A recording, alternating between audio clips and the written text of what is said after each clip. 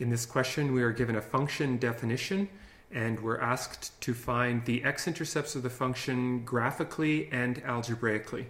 So I'll start by doing that graphically. I have my online graphing calculator here. You would go to your y editor, enter the function definition there, x squared minus 2x minus 15. I go to graph, get a graph of the function. This looks good. I don't need to see the whole function for my purposes. I know it's a parabola, it opens up, and the general shape of a quadratic lets me know that I can see both of the intercepts that I'm trying to find on screen, so I'm good to go. I'm going to go to second trace. The x-intercepts of a function are referred to as the zeros of the graph. So the zeros of the graph are the place where the function is equal to 0. Sorry, we'll just go back to the graph here. So you can see the function has a value of 0. That means the y value. When we say value of the function, we're talking about the output, which is the y. And so you can see any place along an x-axis, the y value is equal to 0. So we're trying to find the zeros of this function. So I go to second trace and I go down to 0. I hit enter. And now you get all of this stuff on the screen. And essentially the calculator is trying to be helpful here. So it's asking me for a left bound. And what I'm going to do is I'm just going to make sure that I move the little cursor bug, which is what I call it, over to the left of the intercept that I'm trying to find. So I can see it's flashing here. All of these numbers are just giving me some helpful information. It's saying that the x value is about negative 3.4. I ignore those numbers. I can't think of a single time I've really looked at them. I'm visually looking to make sure I'm left of the intercept that I'm trying to find. So I hit yes.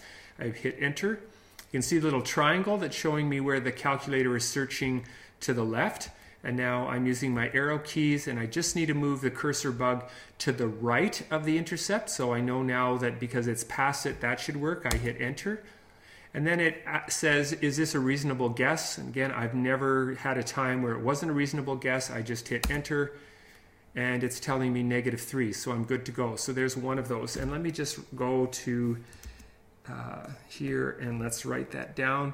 So x equals negative 3 is one of our intercepts. And let me go back to my graphing calculator. And now we're going to find the second one. I'm going to repeat the process. I'll do this much more quickly. So we go down to 0. We're finding the 0 of this function. And now I want to move it a bit closer. Maybe it would have worked from there. I don't know. So I can't see it. It's probably just slightly below the screen. There it is. I know I'm to the left of the intercept that I'm trying to find, this one right there. So that's my left bound. I hit yes. You can see the triangle is showing me that's where the calculator will be searching from there over towards the right. And then I just use the arrow keys, move the cursor bug to the right of the intercept that I'm trying to find, hit enter. The two triangles are showing me where it's searching. That definitely is giving it, a really precise location that it's looking for. I'll accept that guess. And the second 0 is where x is equal to 5. And like we said, that's where y is equal to 0, has an x value of 5. So we have x equals negative 3 and x equals 5. Those are the two zeros of the function, which means in other words, that's where y is equal to 0, which are the x-intercepts of the function. The next thing that we need to do is find these intercepts algebraically. What I'm trying to do now is I'm trying to find where the value of the function is equal to 0. Where is this equal to 0? Now this could be a whole 2 or 3 weeks in and of itself. You would have spent a lot of time solving these kinds of questions in previous math classes. There's just no possible way that I'm going to be able to review all of that in this class. So I'm just going to do this assuming that you might need a gentle reminder here. One of the things that we can do with a quadratic to help us figure out where it's equal to 0 is to try to factor it.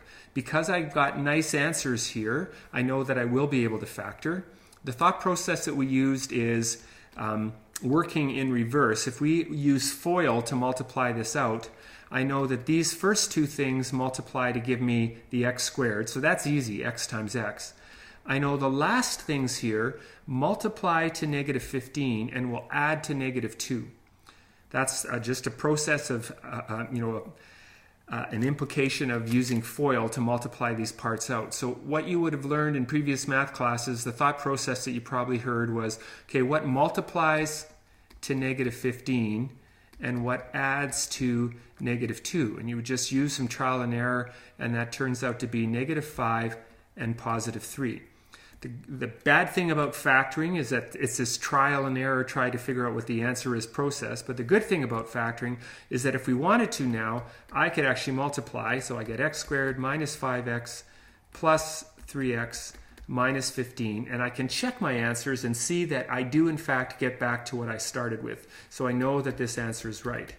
Not quite done yet, but we've now turned this expression into a multiplication.